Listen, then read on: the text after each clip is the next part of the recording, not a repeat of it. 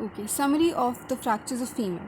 First of all, let's look at the proximal femur fractures. Now, in proximal femur, we divide it into intracapsular fractures or extracapsular fractures. Now, if the fracture is intracapsular, then we see whether it is displaced or not.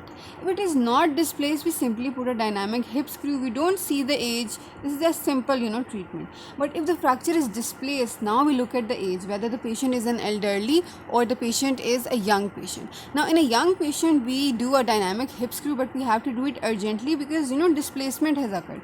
But in an elderly patient or osteoporotic patient, we don't have a choice. We have to do urgent surgery, hemiarthroplasty or total hip replacement.